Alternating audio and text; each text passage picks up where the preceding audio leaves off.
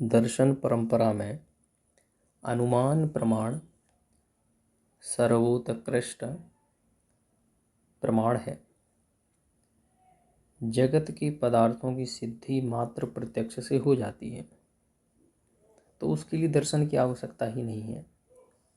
परंतु जो पदार्थ दृश्य नहीं है, दिखते नहीं है, उनकी सिद्धि अथवा उनका सम्यक विवेचन करने के लिए ही दर्शन का आविर्भाव हुआ है। अनुमान प्रमाण को सभी दर्शन और दार्शनिकों ने चार्वाक को छोड़ के अनुमान को स्वीकार किया है। अनुमान क्या है? तो जब हम लिंग अथवा हेतु से किसी साध्य का ज्ञान करते हैं जो नहीं दिख रहा, उसे अनुमान कहते हैं। जैसे इसकी परिभाषा है लिंग परामर्शो अनुमानम। लिंग के परामर्श से जो हमें ज्ञान अनुमिति होती है उसको ही अनुमान कहते हैं। एक मैं आपको उदाहरण देता हूँ कि जैसे मान लीजिए आपको धुआं दिख रहा है, अग्नि नहीं दिख रही, फिर भी आप कह सकते हैं धुएं को देख करके कि वहाँ पर अग्नि होगी। क्यों? क्योंकि आपको पता है कि धुएं और अग्नि के बीच में साहचर्य अथवा अविनाभाव संबंध है। जहाँ धुआं होता है वहाँ अग्नि होती ही है। यत्र यत्र धूमः तत्र तत्र वह्नि। तो अब यहाँ हमने जो नहीं दिख रहा उसका भी हमने ज्ञान कर लिया और वह प्रमाणिक ज्ञान है। इसलिए अनुमान प्रमाण लिंग अथवा हेतु के द्वारा साध्य का ज्ञान करता है। आप दूर खड़े हैं और आपने पर्वत पर देखा धुआं है, तो आप बिना देखे ही कह सकते हैं वहाँ पर अग्नि है, और आपकी बात सत्य होगी, क्योंकि अग्नि और धूम के बीच में साहचर्य है। जहाँ धूम होता है वहाँ अग्नि होती ही है, क्योंकि धूम अग्नि से ही उत्पन्न होता है। तो ये तो रहा अनुमान का विषय। परंतु इस वीडियो में हम हेत्वाभास को देखेंगे। देखिए, अनुमान को लगाने के लिए हेतु की आवश्यकता पड़ती है। हेतु को देख करके ही अनुमान का ज्ञान होता है जो नहीं दिख रहा है। तो अब ये जो हेत्वाभास है ये क्या है?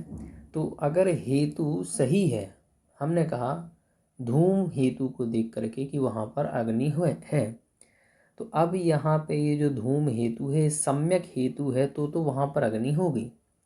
लेकिन अगर मान लीजिए कि कोई यहाँ से देखे कि पर्वत पर जल है, तो वो ये देखे कहे अच्छा जल है, तो उसने हेतु बनाया कि जल है, इसका मतलब पर्वत पर अग्नि है।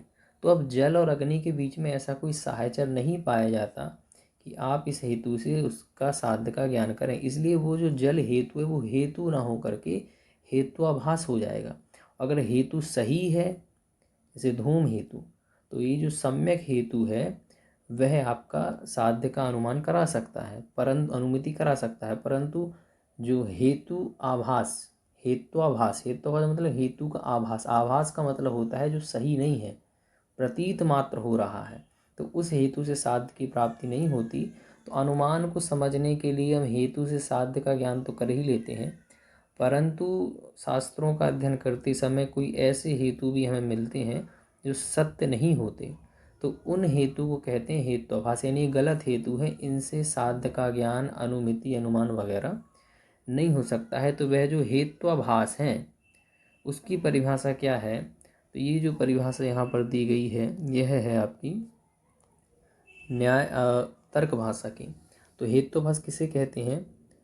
पक्ष धर्मत्वादि रूपाणाम मध्ये येन केनापि रूपेण हीनः अहेतवः तेपि कतिपय हेतु रूपयोगात् हेतुवत् अवभास माना इति हेत्वाभासः। अब देखिए क्या है इसमें पक्ष, इसको आप समझिए। पक्ष धर्मत्वादि रूपाणाम, देखिए पक्ष जब भी अनुमान करते हैं तो जो हेतु होता है उसकी 5 विशेषताएं होती हैं। ये अभी हम आगे देखेंगे 5 विशेषताएं, पंच रूप कौन कौन से होते हैं, जिसमें पक्ष सत्वम, सपक्ष सत्वम, विपक्ष व्यावृत्ति, अबाधित विषयत्वम, असत प्रतिपक्षत्वम। तो इस प्रकार से 5 रूप होते हैं हेतु को। तो अगर वह हेतु के 5 रूप, ऐसे समझ लीजिए जो सद हेतु होता है उसमें 5 रूप होते हैं। अब ये जो 5 रूप हैं अगर उसमें नहीं है, वो किसी भी रूप से ही नहीं, इसलिए कहा पक्ष धर्मत्वादि रूपाणाम। तो ये जो 5 मैंने आपको रूप बताए हेतु के, अगर वो हेतु में नहीं है, मध्य येन केनापि रूपेण हीन। हीन का मतलब होता है कि उसमें अगर वह पक्ष हेतु में अगर यह 5 जो धर्म हैं अगर वे नहीं है, अगर 5 धर्म होंगे, ये हम आपको बताएंगे कौन से कहाँ होते हैं, परंतु अगर यह 5 धर्म होंगे हेतु में, जैसे धूम हेतु उसमें 5 रूप पाए जाते हैं, उसकी पक्ष में सत्वता भी रहती है और सपक्ष भी रहता है, तो इस प्रकार से। परंतु अगर उसमें किसी एक भी रूप एक गुण कम हो गया तो वह हेतु न होकर के हेत्वाभास हो जाएगा। तो उन 5 रूपों में से किसी एक से भी हीन होने पर तेपी कतिपय हेतु रूप योगा, वह भी यानी वह भी जो हेतु है जो 5 रूपों से कम हो गया लेकिन फिर भी वो हेतु के समान प्रतीत होता है कि ये तो हेतु है, तो उसको हम कहते हैं ये हेतुवत अवभास, माने ये जो हेतु के समान अवभाषित होता है इसको ही हम कहते हैं हेत्वाभास। आप साधारण भाषा में समझ सकते हैं, हेतु से जब साध्य का ज्ञान किया जाता है तब वह जो ज्ञान है वह सत्य है अथवा असत्य है, ये निर्भर करता है कि हेतु 5 रूपों से युक्त है कि नहीं। अगर वो 5 रूप से युक्त है, 5 गुण है, तो वो हेतु सत्य है। जैसे धूम हेतु उसमें 5 गुण हैं, परंतु अगर वो हेतु में 5 गुण नहीं होते हैं, वो किसी एक भी रूप से हीन होता है, तो वो हेतु के जैसा लगता तो है लेकिन वो हेतु नहीं होता, वो हेत्वाभास होता है। तो इसलिए इसको हम कहते हैं हेत्वाभास। अच्छा, अब इसमें हम देख लेते हैं कि पक्ष किसे, क्योंकि अभी आप हेत्वाभास पढ़ेंगे तो उसमें सभी काम आएगा। तो देखिए पक्ष किसे कहते हैं। पक्ष का मतलब होता है संदिग्ध साध्य धर्मी धर्माधर्मी। जैसे जो संदिग्ध होता है ऐसा धर्म वाला जो धर्मी है। अब जैसे पक्ष के लिए उदाहरण देते हैं पर्वत का। अब पर्वत पर अग्नि है, पर्वत हो वह्निमान, तो पर्वत पर वहनी है तो पर्वत पर है, तो पर्वत पक्ष बनेगा। तो इसलिए जो संदिग्ध होता है, तो हमने कहा पर्वत पर वहनी है कि, जैसे मान लो कोई कह रहा है पर्वत पर वहनी है कि नहीं है, तो पर्वत संदिग्ध है ना कि उसमें वहनी है कि नहीं है, होगी तो अनुमान सत्य होगा, नहीं होगी तो असत्य होगा, तो पर्वत पक्ष बनेगा। तो संदिग्ध साध्य है धर्माधर्मी, यानी संदिग्ध है जिस साध्य का धर्म, ऐसे धर्मी को पक्ष कहते हैं। तो पर्वत धर्मी है, उसका धर्म क्या है, संदिग्धता, तो उसमें संदिग्धता है कि वहाँ पर अग्नि है कि नहीं, तो पर्वत बनेगा पक्ष। इसके बाद में सपक्ष। सपक्ष का मतलब होता है उसके समान ही कोई ऐसा उदाहरण दो जहाँ पर वहनी हो। जैसे मान लीजिए हम अग्नि को सिद्ध कर रहे हैं पर्वत पे, तो कोई ऐसा स्थान देना पड़ेगा जहाँ पे धूम हो और अग्नि भी वहाँ पर पाई जाती है, तो उसको कहते हैं निश्चित साध्य धर्माधर्मी। अभी धर्मी कौन है, महानस, जिसका निश्चित साध्य है, जिसमें साध्य की प्राप्ति निश्चित हो जाती है, इसे महानस यानी रसोई घर। रसोई घर में हम कई बार देखते हैं धूम भी होता है और वहनी भी वहाँ पर पाई जाती है, तो हमने वहाँ पर साहचर उसका ज्ञान कर लिया कि धूम है तो वहनी होती, हमने कई बार महानस में देखा है, तो उसको कहते हैं सपक्ष। तो पक्ष का मतलब होता है जिसमें हम जो संदिग्ध है, जिसमें हम सिद्धि कर रहे हैं अभी, और निश्चित का, और सपक्ष का मतलब होता है जहाँ पे सिद्धि हो चुकी है, तो वो होती है महानस, जहाँ पे धूम और अग्नि का साहचर्य हम ज्ञान कर चुके हैं। तीसरा होता है विपक्ष। अब विपक्षी सपक्ष से उल्टा होगा, जहाँ पे साध्य का धर्म निश्चित नहीं होगा, तो लिखा है निश्चित साध्य अभाववान धर्मी, यानी जहाँ पर निश्चित है साध्य का अभाव, साध्य हम अग्नि को सिद्ध कर रहे हैं तो अग्नि जहाँ पर नहीं पाई जाती है, तो ऐसा निश्चित साध्य अभाववान, अभाव वाला जो धर्मी है उसको हम विपक्ष कहते हैं। तो ये कहाँ पर ये कहते हैं महाहृदः। महाहृदय का मतलब होता है तालाब। तालाब में निश्चित है साध्य का अभाव, साध्य का मतलब अग्नि का अभाव वहाँ पर निश्चित है, वहाँ पे अग्नि नहीं पाई जाती है। तो इस प्रकार से ये पक्ष सपक्ष विपक्ष ये सामान्य है, इसको आप समझेंगे तब आगे जा कर के आपको ये समझ में आएगा कि ये हेत्वाभास क्या है। तो इस प्रकार से हमने हेत्वाभास और पक्ष सपक्ष आदि जो इसके अंग हैं उसको हमने देखा।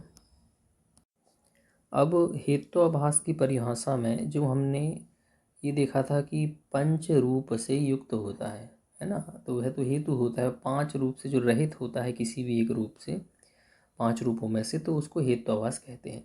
तो अब पंच रूप कौन से होते हैं उसको हम यहाँ पर समझते हैं। तो सबसे पहले पक्ष सत्वम, पक्ष में सत्व होना चाहिए। देखिए पक्ष में सत्व का मतलब कि अगर हम ये सिद्ध कर रहे हैं पर्वतो वह्निमाना, है ना, तो अब पर्वतो वह्निमान ये जो हेतु है यहाँ पे क्या दिया, धूम, तो ये धूम जो हेतु है उसका पक्ष में सत्व होना चाहिए। देखिए ये हेतु के 5 रूप हैं, तो पक्ष सत्व, पक्ष में सत्व किसका होना चाहिए, सत्व मतलब सत्ता हेतु की होनी चाहिए, तो हेतु हमने धूम बनाया। तो हमने कहा पर्वतो वह्निमान धूमवतत्वात्। तो धूम जो हेतु है उसका पक्ष में सत्व, पक्ष हमने पीछे बताया था जो संदिग्ध होता है, तो वहाँ पे जो संदिग्ध क्या है पर्वत, तो पक्ष सत्वम, यानी पक्ष में पर्वत में सत्व होना चाहिए, किसका, हेतु का, क्योंकि हेतु के रूप चल रहे हैं। तो अगर पर्वत पर धूम है ही नहीं तो फिर हम वहनी को वहाँ सिद्ध नहीं कर सकते।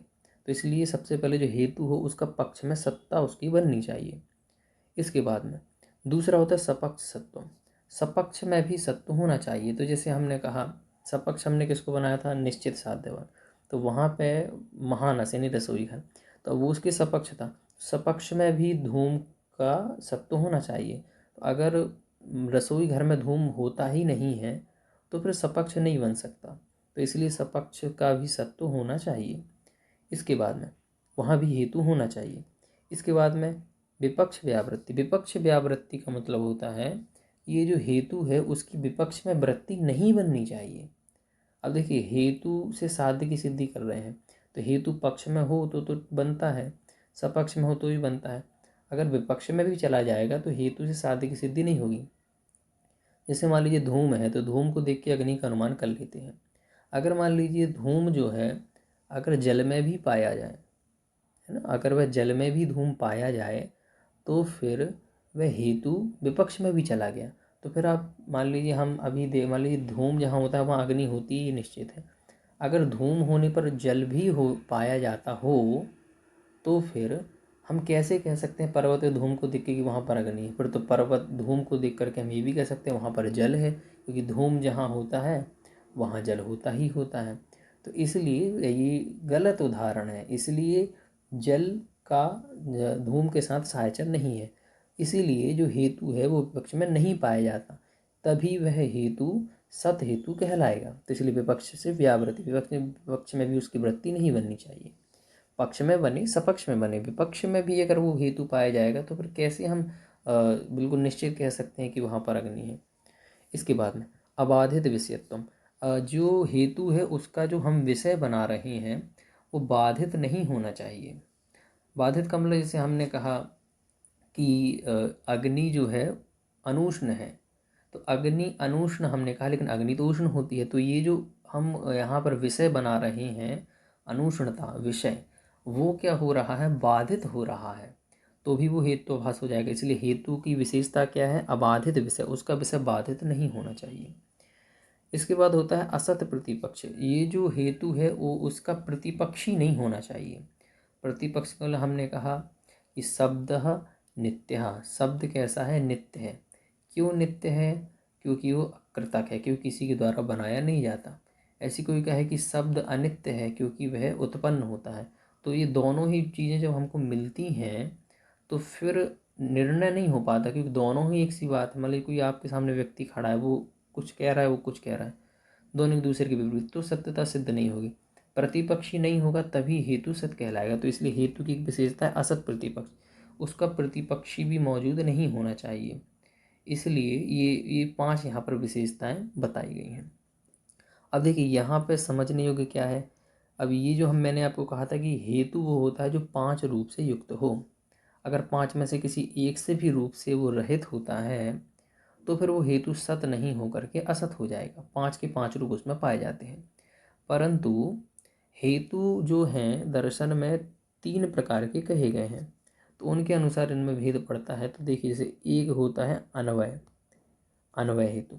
अन्वय हेतु कहते हैं तत्सत्वे तत्सत्वम, यानी वह्नि सत्वे धूम सत्वम, वह्नि के होने पर ही धूम होता है, और अगर वह्नि की सत्वता ना हो तो फिर धूम की भी सत्वता नहीं होगी। इसलिए अन्वय व्याप्ति जो होती है वह तत्सत्वे तत्सत्वम, यानी धूम की सत्वता पर, अगर धूम हमने देखा धूम की सत्ता है तो वह्नि की सत्ता होगी ही होगी। तो इसको कहते हैं अन्वय व्याप्ति। तो धूम में अन्वय व्याप्ति बनती है। ऐसे ही दूसरी जो व्याप्ति हो, जो दूसरी प्रकार का हेतु होता है उसमें होता है व्यतिरेक। व्यतिरेक का मतलब होता है तदाभावे तदाभावम, यानी वह्न्याभावे धूमाभावम, यानी वह्नि नहीं है तो धूम भी नहीं होगा। तो ये होती है व्यतिरेक व्याप्ति।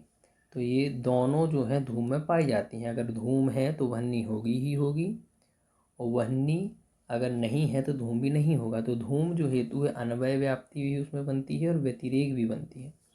तीसरी होती है अन्वय व्यतिरेकी, जिसमें अन्वय भी बने और व्यतिरेक भी बने। तो वह कैसी होती है? तो वो होता है धूम। तो धूम में अन्वय व्याप्ति बनती है, व्यतिरेक भी बनती है, तो अन्वय व्यतिरेक व्याप्ति बनती है। तो इसलिए जिसमें अन्वय व्यतिरेक व्याप्ति दोनों बनती हैं, तो जैसे धूम में बन रही है, अन्वय कैसा बन रहा है कि धूम की सत्ता पे वहनी की सत्ता होगी ही होगी, ये अन्वय है।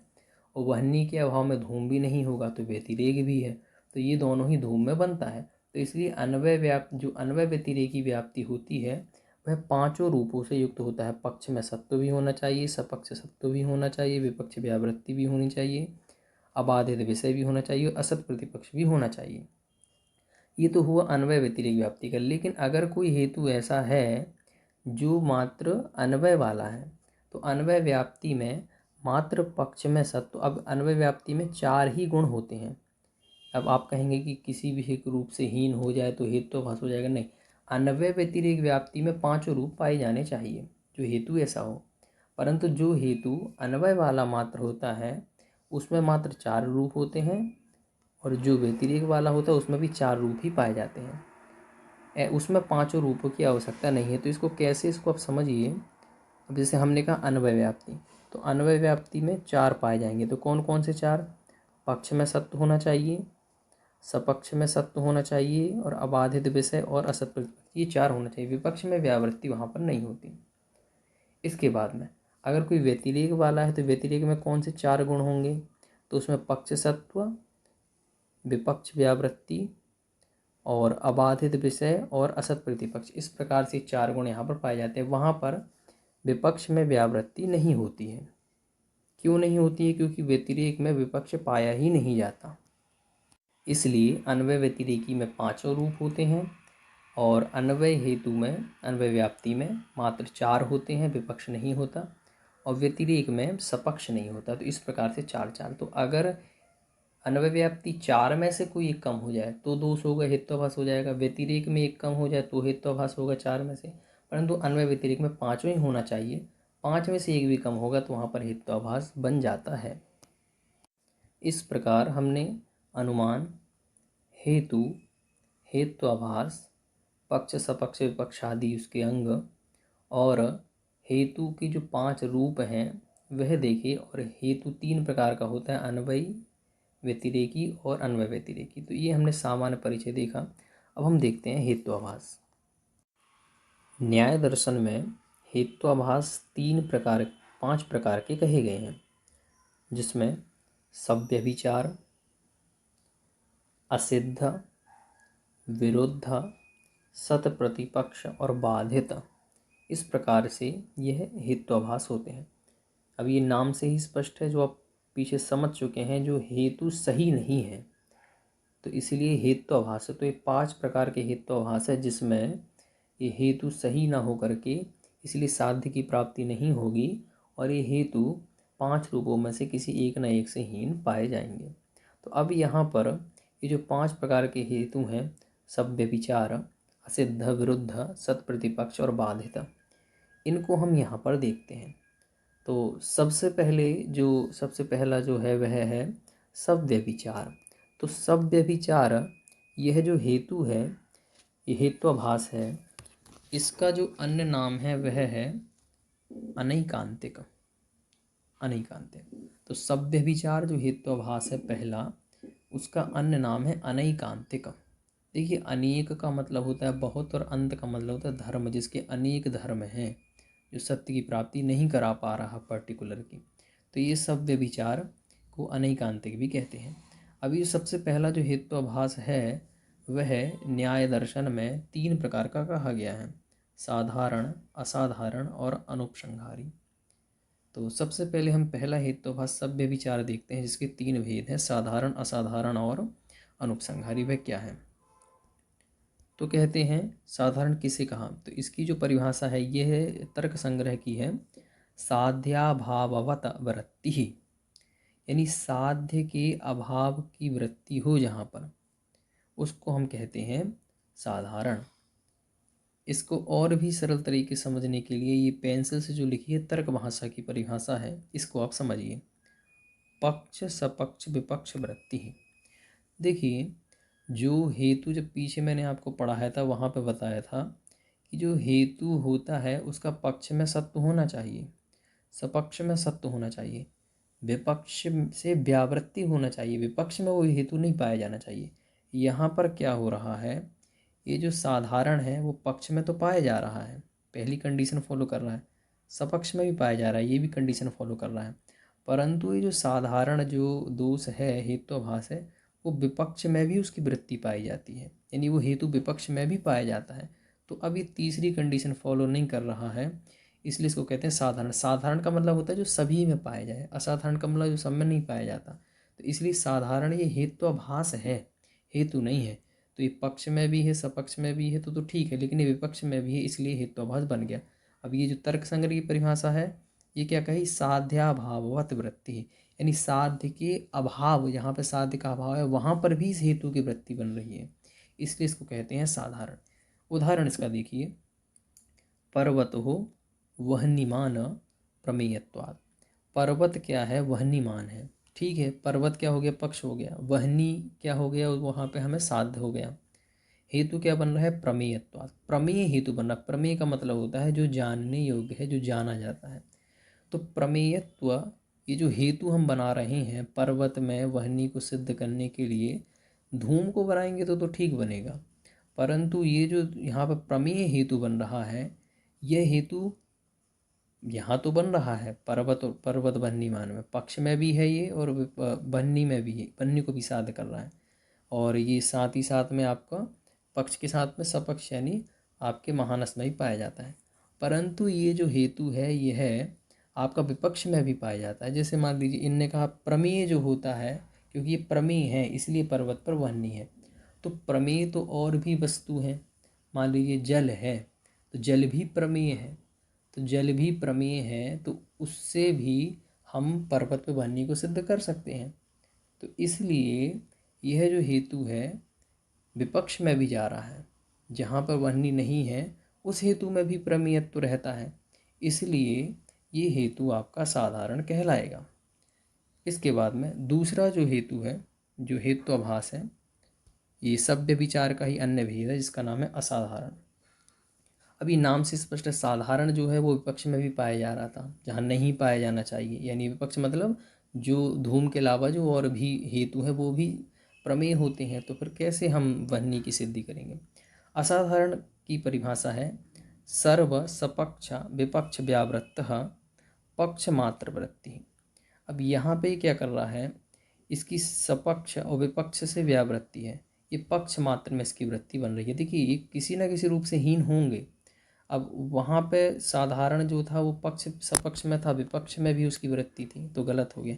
यहाँ पे पक्ष में तो इसकी वृत्ति बन रही है, लेकिन सपक्ष और विपक्ष का उदाहरण हमारे पास में इसका नहीं है, तो इसलिए इसको कहते हैं असाधारण। इसलिए कहा सर्व सपक्ष विपक्ष व्यावृत्त पक्ष मात्र वृत्ति ही, इस प्रकार से असाधारण का लक्षण होता है। अब इसको हम देखें, अच्छा, और तर्क भाषा की परिभाषा क्या है, यह सपक्ष विपक्षाभ्याम व्यावृत्त, वही बात है जो सपक्ष विपक्ष से तो रहित है, परंतु पक्ष एव वर्तते, पक्ष मात्र में पाया जाता है, उसे हम कहते हैं असाधारण। तो इसका उदाहरण क्या है, इसका उदाहरण कहते हैं शब्दो नित्यः शब्दत्वात्। अब शब्द को हम नित्य कह रहे हैं, तो शब्द तो क्या हो गया, पक्ष हो गया, नित्यता साध्य हो गई।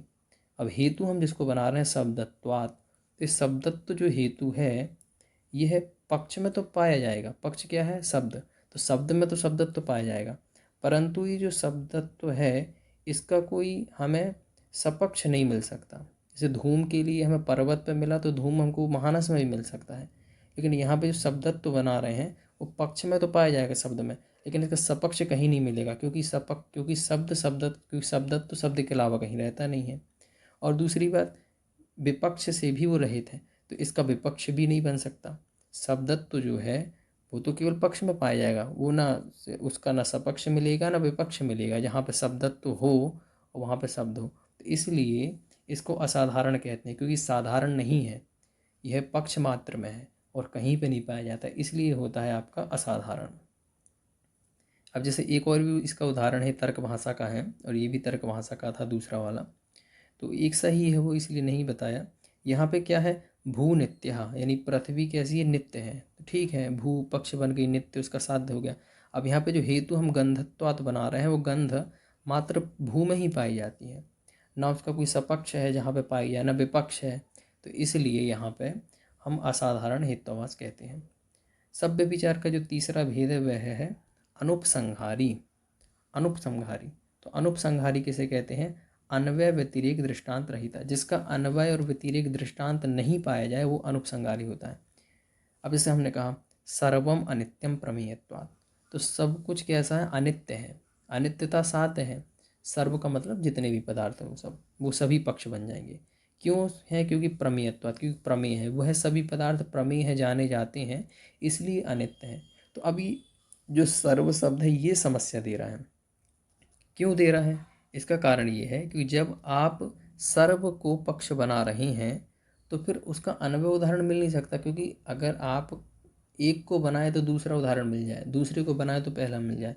परंतु जब आप कह रहे हैं सर्वम, तो ये जो सर्व शब्द है, अब इसके कारण ना अन्वय उदाहरण मिलेगा ना व्यतिरेक, क्योंकि आपने सबको ही अनित्य कह दिया, इसलिए ये होता है आपका अनुपसंहारी। तो ये सभ्य विचार जो हेत्वाभास है पहला, उसके तीन भेद यहाँ पर कहे गए हैं।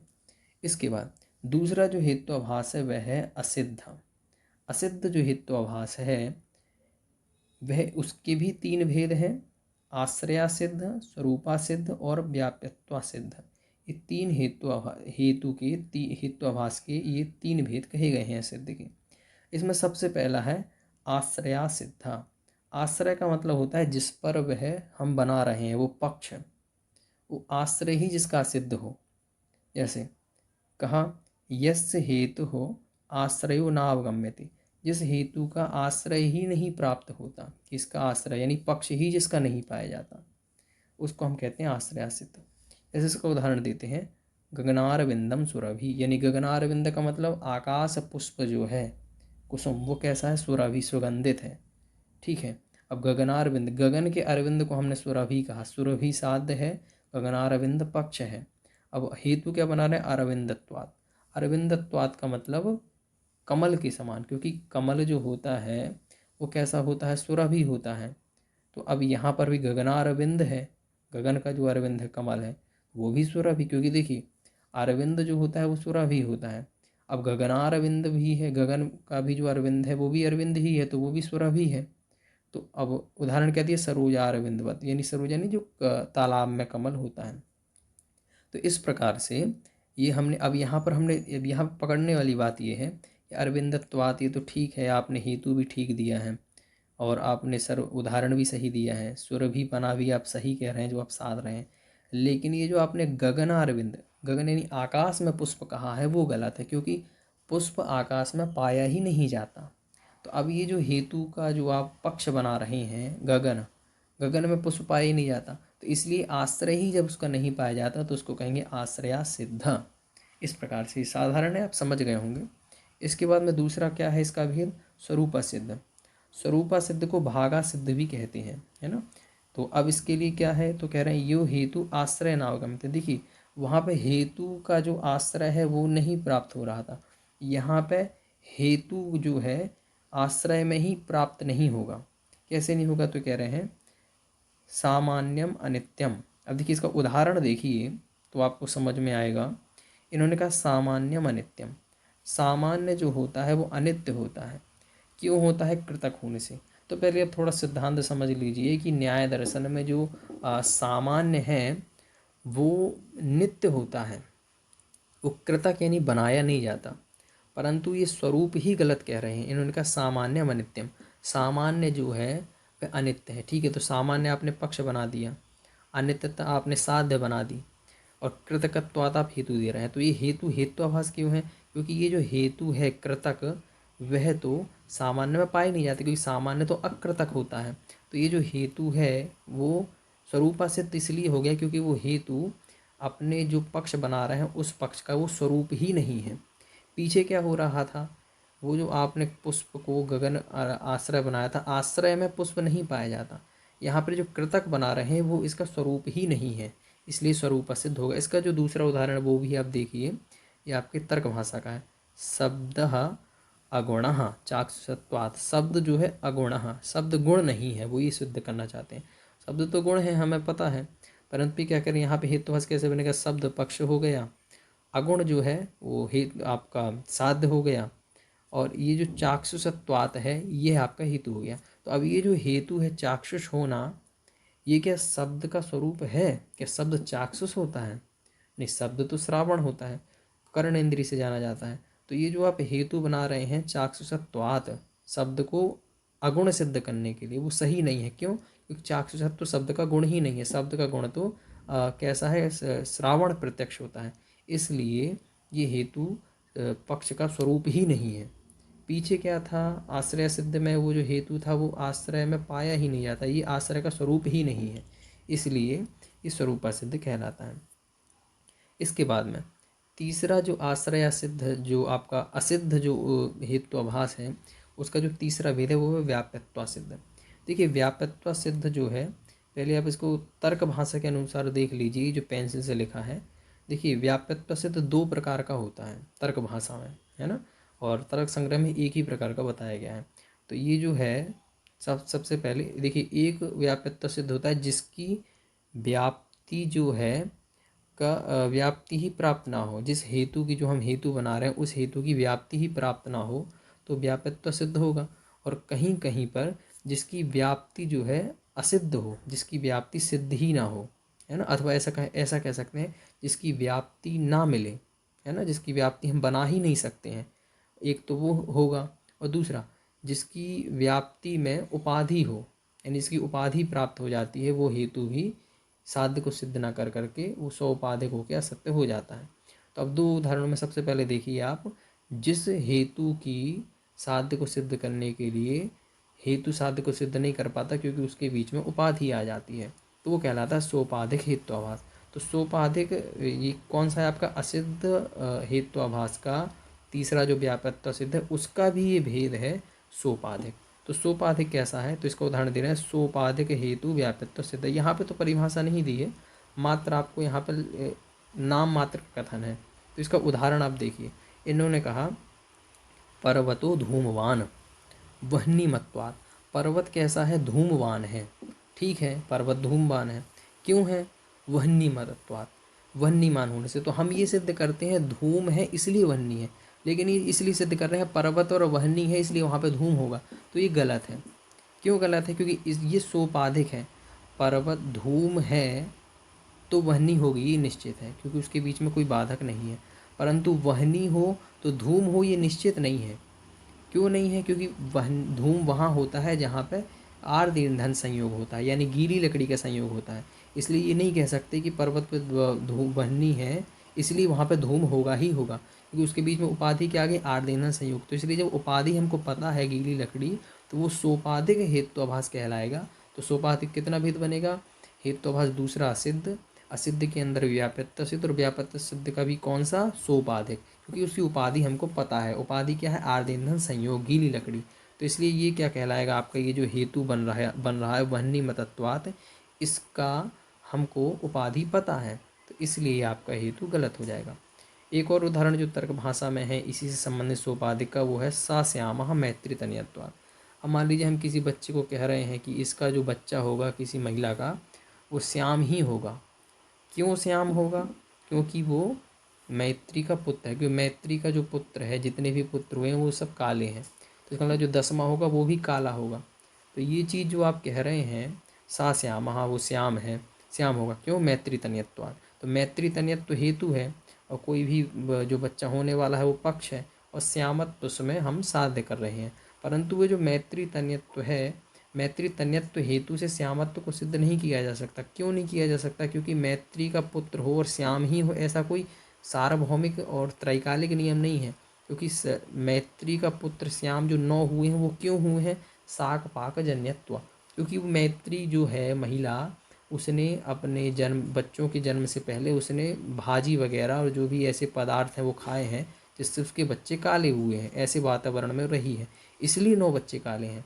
तो शाक पाक जो उपाधि है वो हेतु उपाधि हमको पता है, तो इसलिए जो मैत्री तन्यत्व जो हेतु है वो हेतु न होकर के हेत्वाभास हो जाएगा, क्योंकि इसकी जो उपाधि हमको पता है। ऐसा हो सकता है कि अगला जो 10वां बच्चा हो और वो शाक पाक आदि का सेवन ना करे तो बच्चा गोरा हो।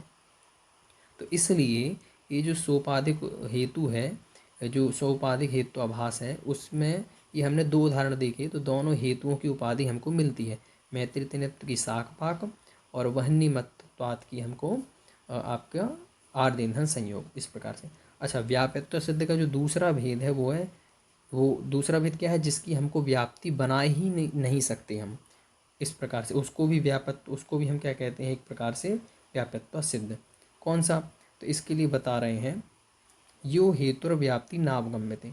जैसे हमने कहा शब्द क्षणिक, शब्द क्षणिक है तो शब्द पक्ष बन गया, और क्षणिक क्या बन गया, साध्य बन गया, और शब्द और सत्वात क्या बन गया, हेतु बन गया। शब्द जो है क्षणिक है, ठीक है। क्यों क्षणिक है? तो आपने हेतु बनाया सत्व होने से, क्योंकि जो जो सत्व होता है वो सब कैसा होता है, क्षणिक होता है। आपने उदाहरण दिया यथा जलधर पटलम। जलधर पटल का मतलब मेघ, जैसे मेघ है, मेघ का सत्व है, इसलिए मेघ क्षणिक है, ज़्यादा समय तक नहीं रहता। ऐसे ही शब्द भी कैसा है, उसका सत्व है, इसलिए शब्द को भी क्षणिक मानना चाहिए। तो ये आप हेतु से सिद्ध कर रहे हैं। हेतु जो आपने सत्व बनाया, इस हेतु की व्याप्ति नहीं बन सकती। जैसे हमने कहा शब्द क्षणिका सत्वात्, परंतु अब इसकी हम जब व्याप्ति बनाने जाएंगे, इस सत्व की व्याप्ति कैसे बनाएं, तो आपको ऐसा बनाना पड़ेगा, यत् सत्वम तत् क्षणिकम, ऐसा बना सकते हैं।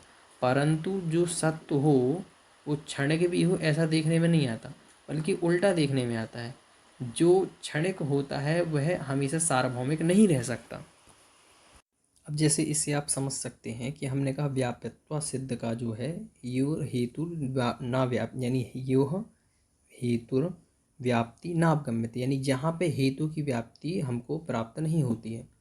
तो इसको हम ऐसे लगाएं कि अब शब्द क्षणिका सत्वात्, तो आपने जो हेतु बनाया है, हेतु से साध्य को बनाया, तो हेतु और साध्य की व्याप्ति होनी चाहिए, परंतु हेतु और साध्य की व्याप्ति हमको ज्ञान में नहीं आएगी, हम उसकी व्याप्ति नहीं लगा सकते। क्यों नहीं लगा सकते? क्योंकि इसका प्रत्यक्ष हम नहीं कर सकते। जो सत्य हो वो क्षणिक हो, तो दोनों के सहचर होना चाहिए, परंतु इसके विपरीत हमको देखने में आता है। जो सत्य होता है, जैसे घट है उसका सत्व है, तो वह क्षणिक नहीं होता, वो तो स्थिर होता है उल्टा। तो इसलिए ये जो हेतु से हम साध्य को सिद्ध कर रहे हैं, सत्व से शब्द के क्षणिकत्व को, बल्कि तो हम इसकी व्याप्ति को ग्रहण नहीं कर सकते हैं। इसलिए इस हेतु को हेत्वाभास कहेंगे सत्य को, क्योंकि इसकी व्याप्ति प्राप्त नहीं होती है। इसलिए यह असिद्ध का व्यापत्व सिद्ध और व्याप्ति जिसकी प्राप्त नहीं होती, ऐसा सिद्ध कहलाएगा। आप सरल भाषा में इतना समझ सकते हैं कि जब भी हेतु से साध्य की सिद्धि की जाती है, तो हेतु और साध्य के बीच का जो साहचर संबंध है वो ज्ञान में आना चाहिए। परंतु सत्व से जब हम क्षणिकत्व की सिद्धि करेंगे, तो इसके बीच की जो व्याप्ति है वो हम प्रत्यक्ष नहीं कर सकते हैं, इसलिए इसको व्याप्यत्व सिद्ध कहा जाता है। व्याप्यत्व सिद्ध दोनों प्रकार का हो सकता है, सोपाधिक भी हो सकता है, और जिसकी व्याप्ति ना मिले ऐसा भी हो सकता है। अब जो अगला हेत्वाभास है तीसरा, वह है विरुद्ध।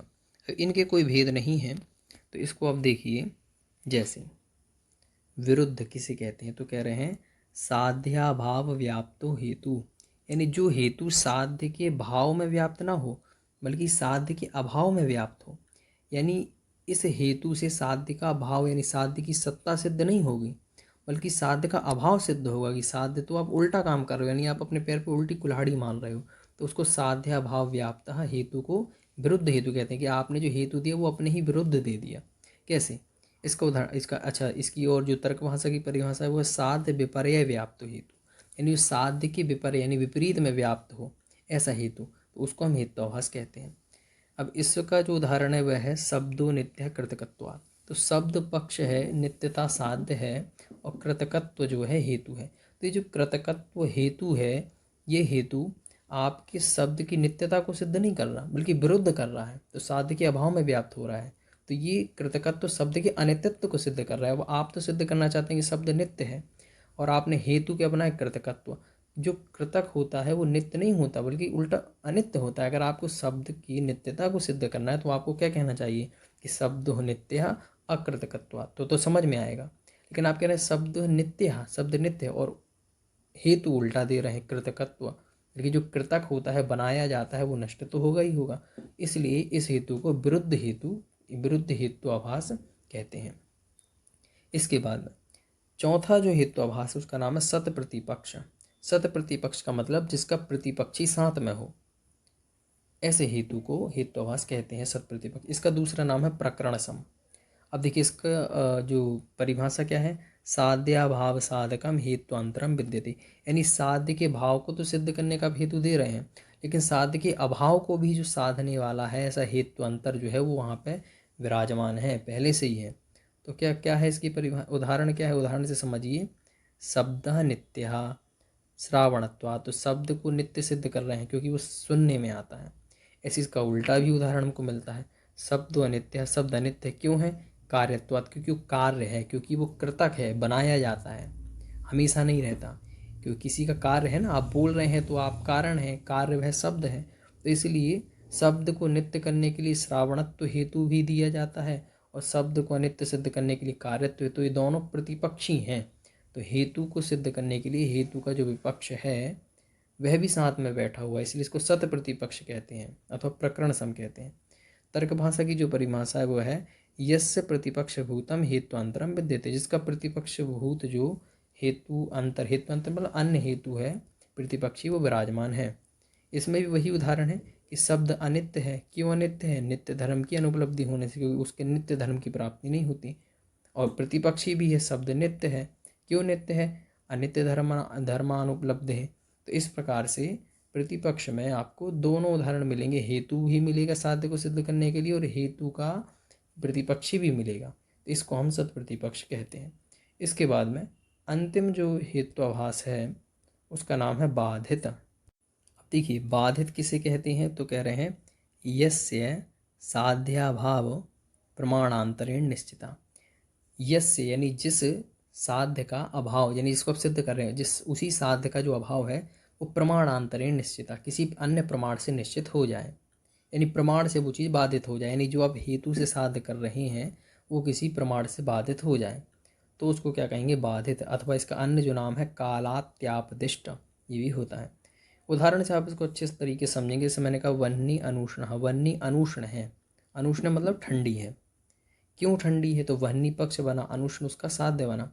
अब हेतु जो हम बना रहे हैं द्रव्यत्वात्, ये हेतु बनाया, तो आपने सब ठीक बनाया।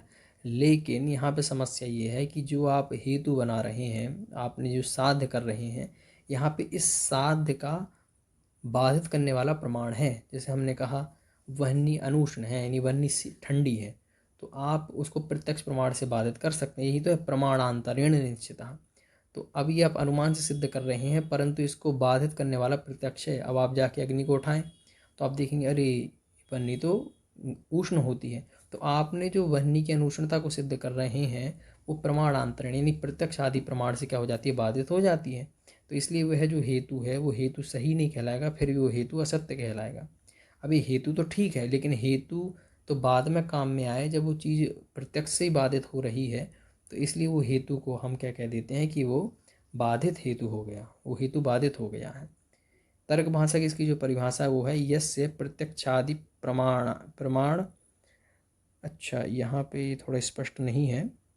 यस्य प्रत्यक्षादि प्रमाणेन पक्षे साध्यभाव परिच्छिन्ना, यानी जिसके साध्य का अभाव जो है वो कैसे प्रमाण आदि प्रत्यक्ष आदि जो अन्य प्रमाणों से बाधित हो जाए। तो वही बात है, इसका उदाहरण वही है अग्नि अनुष्ण कृतकत्वा। तो अग्नि अनुष्ण है कृतक होने से, तो आप ये जो हेतु बना रहे हैं कृतक बना, वो भी ठीक है। आप जो अग्नि को अनुष्ण कह रहे हैं, अग्नि पक्ष है, अनुष्ण उसका साध है, ये भी चलो ठीक है, समझ में आ रहा है। परंतु यहाँ पे समस्या क्या है, ये जो अग्नि अनुष्ण है ये बाधित हो जाएगा प्रत्यक्ष से, तो फिर हेतु का कोई मतलब ही नहीं हुआ, इसलिए हेतु बाधित हो गया। तो इस प्रकार से ये 5 हेतुआभास हुए। अब जो पीछे हमने आपको पंच रूप बताए थे उनको एक बार देखिए। देखिए अगर पक्ष में सत्व पाया जाए, अगर पक्ष में सत्व पाया जाए तो ठीक है, और नहीं पाया जाए तो कौन सा हेतुआभास होगा, आश्रय सिद्ध। क्यों होगा आश्रय सिद्ध, क्योंकि आश्रय सिद्ध में पक्ष में उस कमल की सत्ता नहीं बन रही थी। ऐसा अगर सपक, इसलिए कहा एक भी रूप से हीन होगा तो क्या क्या दोष आ सकते हैं। अगर सपक्ष सत्व से है तो ठीक है, हेतु है। लेकिन अगर सपक्ष सत्व नहीं है तो कौन सा दोष आएगा? असाधारण अनैकांतिक।